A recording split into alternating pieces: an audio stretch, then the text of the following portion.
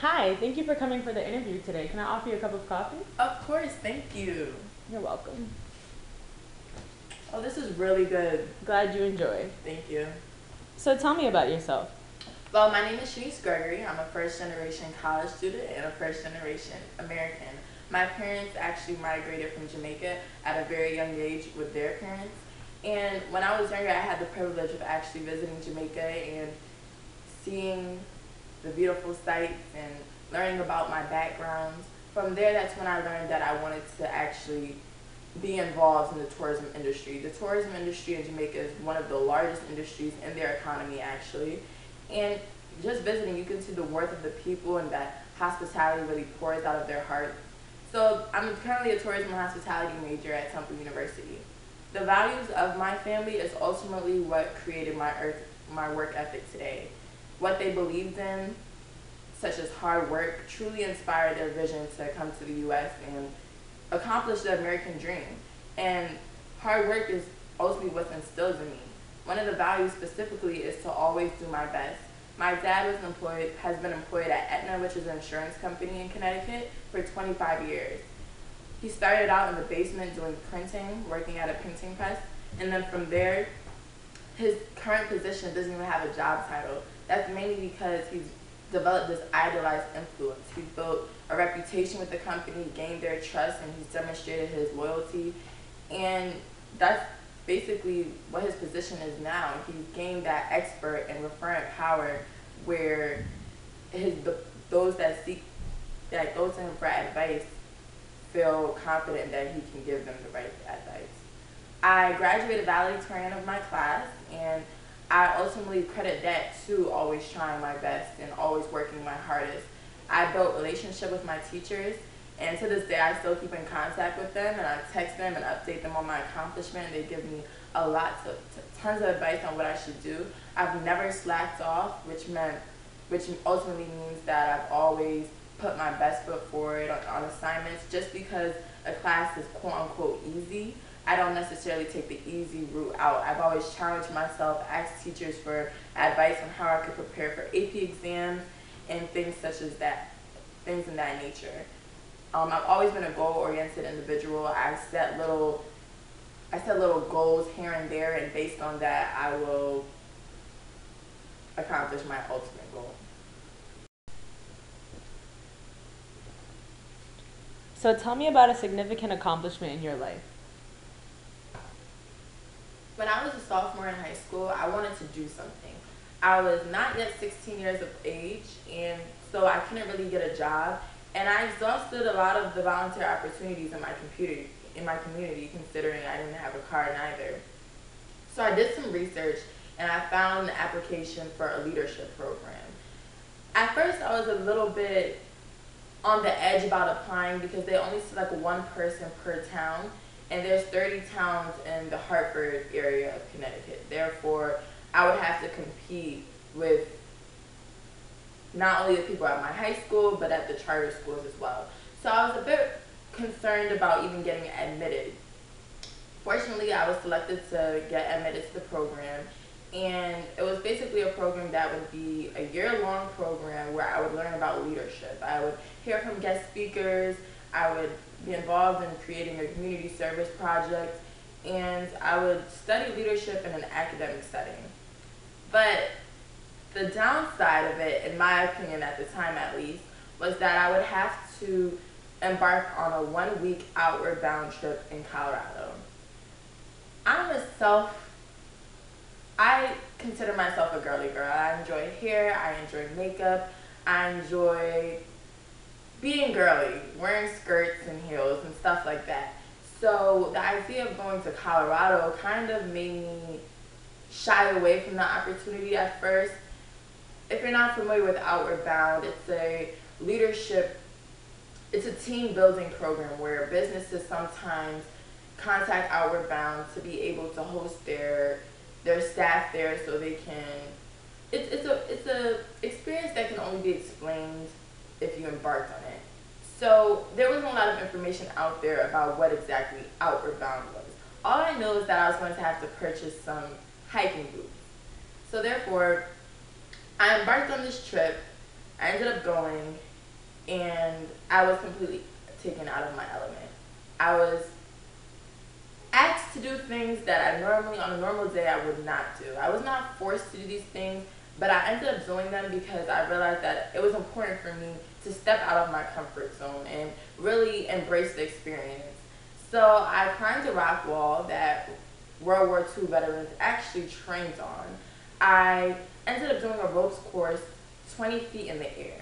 Now this ropes course, once you were lifted into the air, well, you climbed like some ropes to get into the air, if I can explain it that way. And there were exits. So if you were probably about 2 courses into the ropes course, you can exit if you felt scared or you didn't want to continue. I didn't exit at all.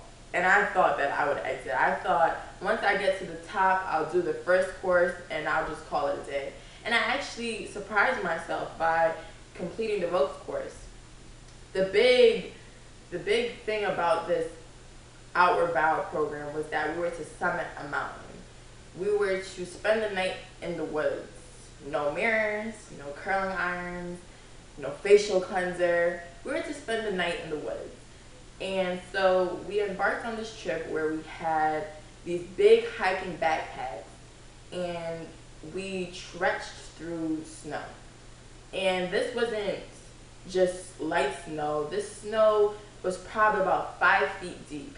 And sometimes if you're in the back, I ended up being in the back a lot because I wasn't one of the stronger hikers, but the people in front of me would weigh down the snow. So by the time I got it, I would sink probably about up to my thighs in the snow. And we really had to help one another get up and regain the confidence to keep on going and not want to turn around. So it was very nerve-wracking, especially when we had to trudge through the snow underneath the river. So anyhow, that night we spent the night in the woods, we cooked dinner, and then the next morning we summited the mountain. We used ice axe to go up the mountain. And to me this was I didn't have to summit the mountain. I could have just stayed at base camp, but I said, you know what, I'm going to embrace this with full force and do everything that everyone else was doing and try my best to do it. And I even volunteered to be the navigator and use the compass to choose the best route to summit the mountain. And then that night I pitched my own tent and spent the night by myself to reflect on the experience. So returning home from Colorado, I completely surprised my father, who's, like I said, they're from Jamaica and he's from the country part of Jamaica, so he's he's a really outdoorsy person, whereas I'm not. So my father was very proud of me. And ultimately, it's a personal achievement on my part because as cliche as it may sound, I really and truly learned that I might not think I may be able to do something, but in reality, I can. I just have to set my mind to it, and I really can. So the experience as a whole incorporates the values that my family instilled in me. As I mentioned before that, don't be afraid to face new challenges. They started a new life in a new country. So if they can do that, I can survive a week in Colorado. Tell me about something you have learned in class. Teams. Since I was in high school, it's always been stressed that you need to know how to work in a team. For the rest of your life in the workplace, you're going to have to work in a team. However, even at the collegiate level, there's still a struggle amongst us students to work in a team. Once the professor says group project, we all look at each other and say, I don't want to do this.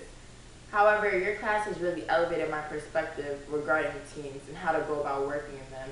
Ultimately, teams share a common purpose, and we have to learn how to understand one another's skills and how they can complement one another. The Bruce Techman's model of group development in particular has explained that concept to me. So I feel like in a lot of companies, the forming process is overlooked. In classes, the forming process is once again overlooked. No one's really focused on getting to know each other, but getting the job done. And everyone wants to be cordial and avoid conflict in the first meeting. Everyone subconsciously judges one another as, oh, he's not going to contribute anything to the group, who's going to slack. It's always these things that we think about, but we don't express them. And there's also what I've noticed due to this model is that there really is a lot of groupthink and conformity, going along to get along. If someone suggests something, nobody really wants to step on that person's toe, mainly because they think that, we just came together. So what someone may propose first as an idea may not be the right way to go about it, but we just conform anyway. I actually read an article in the Wall Street Journal about how the social norm to return favors isn't as strong in the workplace as it would be in a personal setting. In other words, people are more likely to do things for their friends than they are for their coworkers, which is true to some sort. However, it's important in an organization to bring that social atmosphere and those social characteristics to the work environment. 5 studies have supported this fact that people are less likely to return favors to their coworkers. And one of the reasons they find behind this is that businesses often focus on future goals and what is going to happen in the future. Therefore, workers are committed to really focusing on not paying much attention to the past and what people have done in the past for them. It's important for me personally to work for an organization where social relationships are placed at the forefront because, for example, I've worked as a membership chair of the National Society of Minorities in Hospitality, which is the SBO at Temple University. And one of the ways I recruited members was by creating social conversations, by talking to people in class that I normally wouldn't converse with. And by doing that, I welcomed them to the organization to show that they're part of the team, and it's a group effort, and those social relationships is ultimately what makes somebody want to be a part of something more and contribute their best to it. A lot of companies, as explained in the Wall Street Journal, don't lack in having a truly friendly, genuine work environment. A lot of people are caught up on being professional, which is important too, but to have a place where you're amongst friends and can have that personal contact is also beneficial.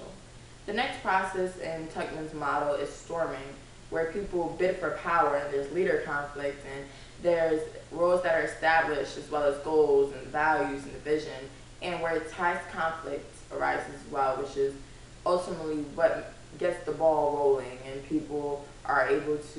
things are able to get accomplished. It's good for people to disagree with one another so that they can get to that positive end result. The next part of the process is norming, where there's not a lot of discrepancy regarding relationships, and people are really learning to are learning about belonging and having pride and beginning to trust one another, and there's decreased amount of fear and conflicting with another's idea, and group norms are established, which are the agreed upon ways of doing things, and the group roles are as well, as in who's going to do what and what everyone's place in the team is. The next step is performing, where the ball is really rolling and things are getting accomplished and there's more energy, once again, as mentioned before, into tasks and not so much building relationships because they've gotten past that norming phase. The last step in the model is adjourning. And I know personally in my group project that we didn't want to really leave each other. It was just kind of like, so what's next? The project is over, but are we going to say have a nice life, or are we going to say let's go for lunch tomorrow, or maybe we could work together on an interviewing project? So it's hard to say goodbye, but once again, college is all about networking and getting to know each other in that team setting. Maybe in the future we can help one another out. So that's what I learned in the class, and I'd like to thank you for being a great professor.